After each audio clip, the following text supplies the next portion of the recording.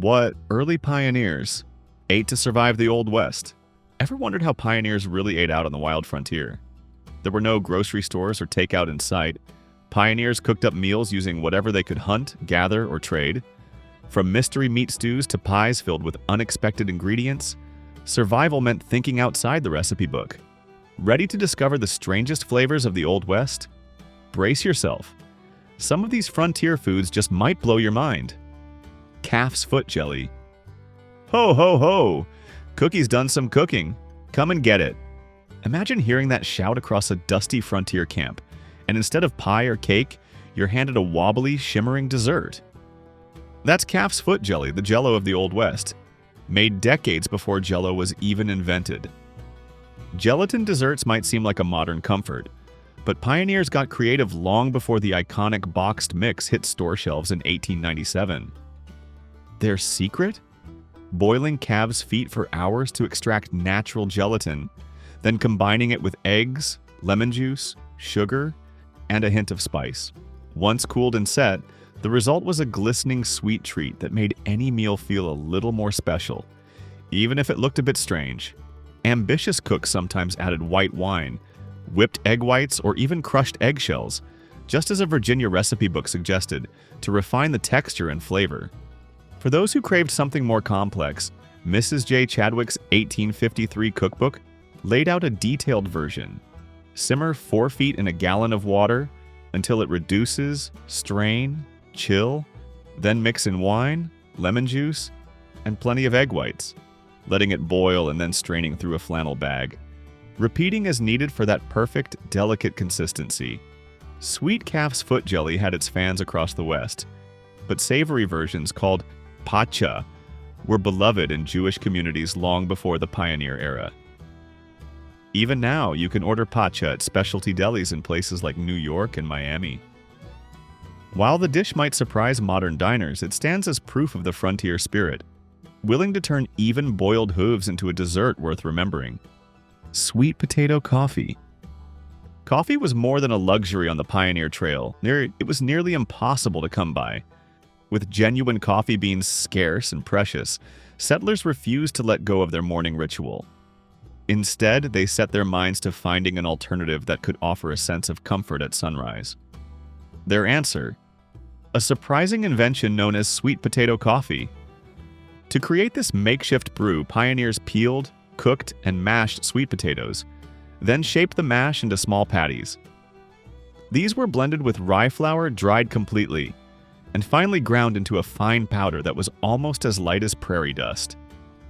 Although it could never quite mimic the flavor of a true espresso, the result was warm and familiar enough to start the day. In fact, resourceful cooks even found ways to stretch the last precious spoonfuls of real coffee by mixing in this sweet potato blend. An 1861 newspaper shared a method where just a touch of real coffee and some homemade powder could yield pot after pot, enough to serve a crowd with little more than leftovers.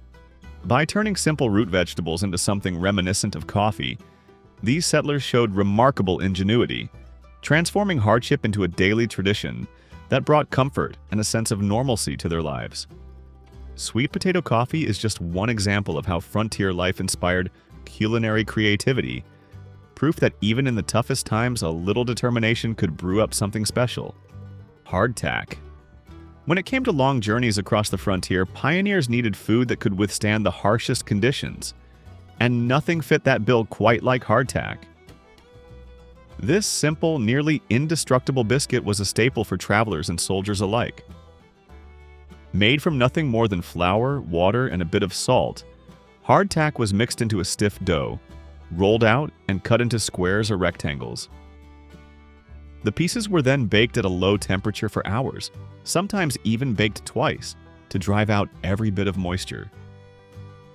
The result was a cracker so tough it could last for months, even years, without spoiling. In fact, hardtack was so hard that many people joked you'd need a hammer just to break it up. To make it more palatable, pioneers often softened it by soaking it in coffee, soup, or water, turning it from a tooth-breaking snack into something just edible. While it was far from gourmet, hardtack's real value was in its durability and portability. You could stuff it in a saddlebag or wagon and forget about it until you truly needed a meal. Despite its blandness, hardtack became a symbol of endurance and practicality. It was a food born of necessity, keeping countless people going through some of the toughest days on the trail. Every time settlers broke off a piece, it was a reminder of the relentless challenges they faced, and their determination to keep moving forward one bite at a time. Vinegar pie. Pioneer life often meant making do with what little was available, especially when it came to sweet treats. Fresh fruit was a rare luxury out on the frontier, so settlers had to get creative if they wanted to enjoy pie. One of the more inventive solutions was vinegar pie, a dessert that made the most out of everyday pantry staples. Instead of apples or other fruits, cooks would reach for apple cider vinegar, sugar, a bit of flour, and a pinch of spices. The mixture, when combined and baked into a flaky crust, delivered a tart and refreshing flavor that reminded folks of fruit pies they missed from back home. Apple cider vinegar provided just the right amount of tang, while sugar and spices mellowed out its sharpness. The end result was a custard-like filling, smooth, creamy, and unexpectedly delicious. Though it might sound odd at first, vinegar pie became a favorite among those who gave it a try, offering a little taste of comfort during hard times. Unlike many frontier dishes, this humble pie has survived the years and can still be found in some kitchens today. In fact, even celebrity chefs like Martha Stewart have featured vinegar pie recipes, proving that its appeal stretches well beyond the days of the covered wagon. The true magic of vinegar pie lay in its simplicity. A handful of common ingredients could be transformed into something special, a testament to the ingenuity and resilience of early American cooks. While many pies relied on what could be picked or grown, this one proved that sometimes the most unexpected flavors came from right inside the cupboard. Sheep sorrel pie. Life on the frontier often meant doing without, but that never stopped pioneers from finding inventive solutions to satisfy their cravings. One clear example was when settlers wanted the bright, refreshing taste of lemon pie, but lived hundreds of miles from the nearest lemon grove. Instead of admitting defeat, they took a closer look at the wild plants around them and discovered sheep sorrel, a hardy little weed that grew just about everywhere. Sheep sorrel leaves have a natural, mouth-puckering tartness, almost like citrus. With a bit of creativity, the pioneers figured out that shredding these leaves and baking them into a simple pastry crust could create a pie with a flavor remarkably close to real lemon. Once the sheep sorrel was gathered, it was thoroughly cleaned and finely chopped before being added to the filling. Sometimes settlers would mix in a bit of sugar or even a splash of milk or cream if they had it on hand to balance out the tang. The result was a pie that was both pleasantly tart and slightly sweet, just enough to satisfy the longing for the desserts they remembered from back east. Guests and family members alike were often fooled into thinking they were eating a genuine lemon pie, a small triumph for the home cooks of the prairie. This clever use of local plants was a testament to the resourcefulness of pioneer cooks. They constantly reimagined the possibilities of everyday ingredients, proving that a bit of ingenuity could transform even the simplest wild weeds into a dessert worth remembering. Pioneer ingenuity didn't stop with wild plants. They even managed to transform something as ordinary as vinegar into a dessert that could surprise just about anyone. Which of these wild pioneer foods would you dare to try? Share your thoughts below. Roast skunk. When food was scarce out on the open range, pioneers couldn't afford to be picky. Sometimes dinner meant roasting up a skunk. As odd as it sounds, these small animals actually provided a decent meal, so long as you removed their scent glands before cooking. This crucial step kept the meat edible and, surprisingly, quite mild in flavor. Old pioneer recipes even suggested adding carrots to the roasting pan to create a more satisfying dish. While most people today would turn up their noses at the idea, those on the frontier learned to make the best of whatever they could catch. Even a 1959 issue of Boy's Life magazine claimed that skunk was lighter and tastier than some other wild game. For the men and women settling the West, survival depended on adaptability, and sometimes that meant turning a notorious pest into supper. But if you think skunk sounds unusual, just wait. Frontier pies brought their own set of surprises. Acorn bread. When regular flour was in short supply, pioneers often turned to the oak forests around them for a substitute. Acorns, which grew in abundance across much of the West, became a reliable resource for making bread. But using acorns required some work before they were edible. The nuts are naturally bitter because of their tannins. Settlers would first gather and shell the acorns, then roast them to help remove the bitterness.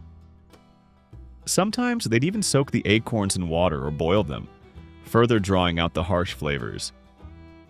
Once the nuts were properly prepared, they'd be ground into a coarse meal or flour. This acorn meal became the base for a hearty, rustic bread. The resulting loaves were denser than traditional wheat bread, but packed with nutrition and energy. Pioneers used the acorn flour to bake bread, make small cakes, or add to other baked goods. The flavor was earthy and unique, reflecting the land it came from. Though it might not have been as light or fluffy as bakery loaves back east, acorn bread was filling and kept people going during tough times. For many settlers, making the most of what nature provided wasn't just a necessity, it became a way of life. Bearhead cheese. Early settlers wasted nothing when it came to preparing food, and that included making use of every part of the animals they hunted. One of the more resourceful and unusual dishes to come out of the Old West was bearhead cheese. Unlike its name might suggest, this isn't a dairy product, but rather a type of meat terrine created from the head and face of a bear. The process began by soaking the bear meat in brine, which helped preserve it and pull out any lingering blood. After rinsing, the meat would be slowly boiled until it became tender and easy to shred. Once cooked, the meat was chopped up and seasoned, sometimes mixed with herbs or vegetables if they were available. Pioneers would then pack the mixture into a mold or a pan, pouring in the gelatin-rich broth created during the boiling process. As the mixture cooled, it set into a firm, sliceable loaf. Sometimes a savory jelly called aspic was poured over the top for extra texture and flavor. Bearhead cheese was more than just a meal. It was a practical way to ensure that nothing went to waste and that settlers had a protein-rich food that could be preserved for weeks. Even though you probably won't find bearhead cheese at your local grocery store today, similar dishes still exist in some cultures, carrying on the spirit of using every bit of what nature provides. Mountain oysters. Pioneers had a knack for making use of every possible resource. They found clever ways to turn even the most unlikely parts of an animal into something edible, using cuts that would shock most modern diners. Mountain oysters, despite their name, aren't shellfish at all. They're actually the testicles of young bulls. Cowboys and ranchers discovered that, when cleaned and prepared properly, these cuts could become a surprisingly tasty treat. The preparation process involved carefully peeling and slicing the testicles, then coating them in a light batter before deep frying them until golden and crispy. The finished dish was often enjoyed as a snack or appetizer, offering a flavorful and hearty bite after a long day's work. Though it may sound adventurous, mountain oysters quickly gained popularity in the West, and for those who tried them, they became a true cowboy delicacy. Even today, you can still find mountain oysters served at festivals, rodeos, and some restaurants across the western United States, often as a nod to the resourceful and bold spirit of the pioneers.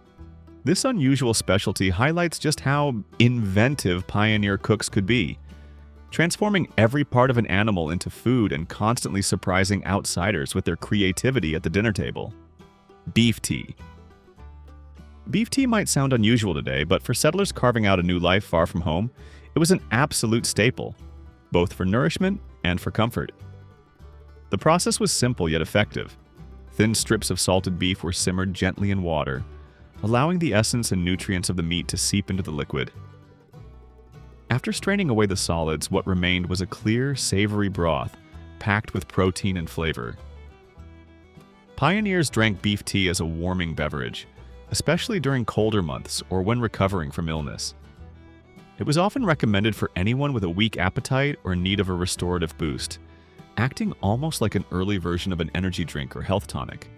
What made beef tea so valuable was its adaptability.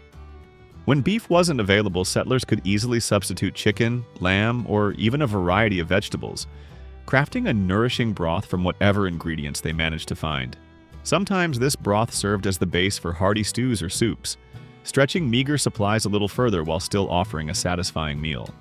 For many families, a pot of beef tea simmering on the fire meant a sense of home and security in the midst of the unknown. Its straightforward preparation and nutritional benefits ensured it remained a trusted favorite on the frontier. Have you ever wondered which of today's favorite foods actually got their start in pioneer kitchens? Jackrabbits. When settlers scanned the open plains for food, jackrabbits often seemed like the perfect solution. These nimble creatures were everywhere, darting across grasslands and easy to spot for anyone carrying a rifle or a snare. Jackrabbit meat was lean and plentiful, so much so that many pioneers came to depend on it as a regular part of their diet, especially during hard times or when larger game was scarce. However, there was a catch that not everyone knew about. Eating too much jackrabbit could actually be dangerous.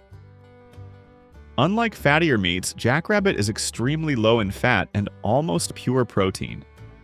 Settlers who relied too heavily on jackrabbit, sometimes eating it meal after meal, risked a condition known as rabbit starvation or protein poisoning. Despite consuming enough calories to feel full, the lack of fat and other nutrients meant people could become weak, irritable, and dangerously malnourished over time. Symptoms included relentless hunger, fatigue, and even serious health problems if left unchecked.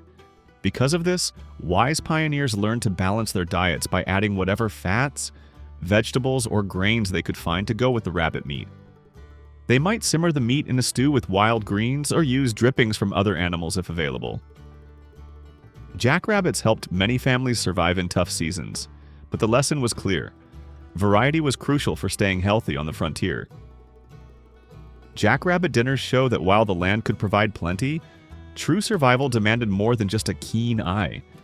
It took a solid understanding of nutrition and a careful approach to every meal. Squirrel Stew. When larger game like deer or buffalo were scarce, pioneers often turned to smaller animals to keep their families fed, and squirrels quickly became a go-to choice across much of the American West. Squirrels were abundant, quick to reproduce, and nimble enough to be challenging prey, making a successful hunt feel like a small victory. Settlers developed clever methods for catching them, sometimes by using traps, other times by knocking them from trees with carefully aimed shots, or by stripping bark beneath their hiding spots to flush them out. Once caught, the squirrels were cleaned and prepared for the cooking pot. Squirrel stew was a common way to stretch limited ingredients, as it allowed families to combine the fresh meat with whatever else was on hand. Wild onions, potatoes, carrots, or a handful of foraged greens could all go in. Everything was simmered together over a fire until the meat was tender, and the flavors melded into a rich, hearty meal. The result was more than just sustenance. It was a comforting dish that provided warmth and nourishment after a long day of work or travel. While squirrel stew might sound unusual today, for pioneers it was both practical and delicious. It helped supplement their diet with vital protein when other sources were hard to come by, and its adaptability meant that no two stews were exactly alike. Frizzled beef and frying pan bread. Sometimes a quick and filling meal was exactly what pioneers needed after a long, exhausting day. And that's where frizzled beef came in. This dish was all about making the most out of preserved ingredients and whatever was available. Frizzled beef started with thin strips or shreds of dried beef, which were tossed into a hot pan and cooked until they crisped up slightly. To add richness and flavor, settlers would pour in some milk and melt in a bit of butter, stirring everything together. A sprinkle of flour helped thicken the mix, and the whole savory concoction was poured over toasted bread for a simple, hearty meal. The bread that pioneers used wasn't always the soft, fluffy loaves many of us enjoy today. Out on the trail, settlers relied on what was known as frying pan bread. Since ovens were rare luxuries in the wilderness, bread had to be cooked over a campfire or on a hot skillet. This bread was made from a basic dough of whole wheat flour, baking powder, salt, and water. The dough was shaped into rounds or flattened pieces, then cooked in a greased frying pan until golden and done.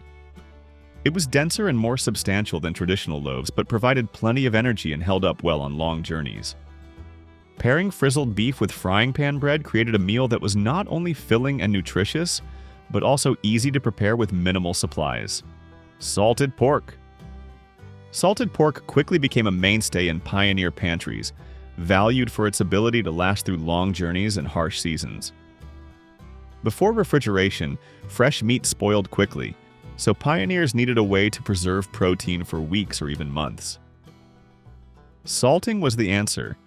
Thick cuts of pork were packed into barrels with generous layers of salt, drawing out moisture and keeping bacteria at bay. The result was a dense, salty slab of meat that could be stored and transported over great distances without worry of spoilage. Although it might not have been the most exciting dish, salted pork supplied the essential calories and protein that pioneers needed for their physically demanding lives. It was often sliced and fried in a skillet or simmered in stews and soups, where its rich, salty flavor helped season whatever ingredients were available: beans, potatoes, wild greens, or hardtack. The taste could be intense, so whenever they had access to fresh vegetables or wild game, cooks were quick to add those to the pot and create more balanced, flavorful meals. Salted pork might not win any culinary awards, but for families facing unpredictable weather and endless travel, it was a true lifesaver. Every time a chunk hit the sizzling pan or bubbled in a pot with beans and vegetables, it brought the promise of a hearty, filling meal. Settlers came to rely on its rich flavor and staying power, and even the simplest supper felt a little more comforting with a salty slice on the plate. In a world where fresh ingredients were rare and every day brought new challenges, salted pork stood out as a dependable source of strength, helping countless pioneers push forward, one meal at a time. Dried fruits. For pioneers constantly on the move or living far from any town, dried fruits were a treasured find in the pantry. Fresh produce rarely lasted long on the trail, but drying fruit allowed settlers to capture the sweetness and nutrients of harvest season and enjoy them for months afterward. Apples, peaches, berries, and plums were sliced and laid out in the sun or near a fire until all their moisture was gone. The result? Chewy, flavorful pieces that were easy to pack, resistant to spoilage and light enough for long journeys. Dried fruits provided more than just a sweet treat. They supplied important vitamins and minerals that were often missing from a diet heavy in preserved meats and bread. A handful of dried apple or plum could brighten up a breakfast of porridge or add a welcome burst of flavor to otherwise bland hardtack. Some creative cooks even mixed dried fruits into stews or used them in baking, making simple cakes or pies whenever supplies allowed. Now, for kids growing up on the trail, nothing brought excitement quite like a handful of dried fruit, a rare burst of natural sweetness in a life where treats were few and far between. Each pouch tucked away in a wagon held memories of warmer days spent picking and slicing the harvest, and the careful work that went into saving food for harder times. Adding these chewy slices to a meal offered a welcome change from the usual fare, turning a simple snack into a small reward, and a comforting reminder of home and the value of preparation. Thank you for watching. Comment 1 if you're staying for more wild history. Milk and eggs. Few foods felt as precious on the pioneer trail as fresh milk and eggs. For families traveling across rough terrain or settling in isolated cabins, a cow or a flock of chickens could make all the difference. Cows provided milk that could be drunk straight or churned into butter, both of which added richness and essential nutrients to otherwise simple meals. Even just a little fresh butter on a piece of frying pan bread could turn a plain breakfast into something comforting and familiar. Eggs, too, were a welcome addition to the daily menu. Chickens weren't just a source of occasional meat. They produced a steady supply of eggs that pioneers could boil, scramble, or fry as needed. These protein-packed morsels offered both energy and variety, making them highly valued by every member of the family. In a world where so much food was dried, salted, or foraged, the arrival of fresh milk or a basket of eggs was a genuine cause for celebration. Children often helped with the chores, gathering eggs from the henhouse or milking the family cow before sunrise. The routine was hard work, but these simple tasks brought a sense of normalcy and home, no matter how wild the surroundings. To countless pioneers, milk and eggs offered far more than simple nourishment. They brought a sense of comfort and independence, reminding families of the routines and traditions from earlier days. In the challenging world of westward expansion, these everyday staples offered reassurance and a small taste of the home they carried with them. herbs, and foraged greens. Wild greens and herbs gathered from the land played an essential role in the pioneer diet, especially during spring and early summer. Settlers quickly learned to identify the edible plants growing in fields, along riverbanks, and at the edges of their homesteads. Dandelion greens, for example, were packed with vitamins A and K, as well as minerals like calcium and iron. Early risers would head out with baskets to gather fresh leaves before the midday sun made them bitter. Other common finds included lamb's quarters and purslane, both of which added variety and nutrition to the table. These wild greens were often tossed into stews, boiled with potatoes, or simply eaten raw in a salad when the opportunity allowed. The taste was fresh and sometimes tangy, bringing a welcome change from the heaviness of salted meats and bread. Along with these greens, settlers also foraged for wild herbs, garlic, clover, and nettles, each offering their own subtle flavors and health benefits. Using these foraged foods didn't just add diversity to meals, it helped pioneers stretch their limited supplies and stay healthier during lean times. Gathering wild plants became part of daily life, with adults teaching children which ones to pick and which to avoid. For many, foraging was both a necessity and a way to stay connected to the natural world around them. Even today, some chefs celebrate these same flavors, drawing on traditions that began when survival depended on making the most of whatever nature provided. Perpetual soup. Among the most ingenious solutions settlers devised to feed their families was the perpetual soup pot. Unlike a traditional meal that was made and eaten in one sitting, this communal pot simmered day after day, with new ingredients added as needed and leftovers scooped out to serve. Scraps of meat, bones, vegetable peels, foraged herbs, and even bits of bread were all welcome additions. As each new handful of ingredients joined the mix, the broth became richer and more flavorful, deepening over time into a hearty, complex soup that could feed a family for days on end. The beauty of perpetual soup lay in its flexibility and thriftiness. Nothing edible went to waste. Every last scrap had a chance to lend its flavor and nutrition to the communal meal. Settlers could adjust the contents based on whatever was at hand. A rabbit from the hunt, potatoes dug from the garden, wild greens foraged in the morning, or leftovers from last night's dinner. The pot never truly emptied. Instead, it evolved, its contents changing with the rhythm of daily life and the seasons. Beyond just nourishment, the perpetual soup pot became a gathering point for families, a place where stories were shared and the work of the day was briefly set aside. In an era where survival demanded resourcefulness, this ever-simmering meal was a symbol of both adaptability and togetherness. Even now, in certain kitchens, the spirit of the perpetual soup pot lives on, proof that a meal made from many hands and a mix of humble ingredients can offer comfort, warmth, and a sense of belonging that endures across generations. Canned goods. The arrival of canned goods was nothing short of revolutionary for families living in remote areas or traveling across the West. Before this technology, the variety of food settlers could enjoy was tightly limited by what they could hunt, grow, or preserve by hand.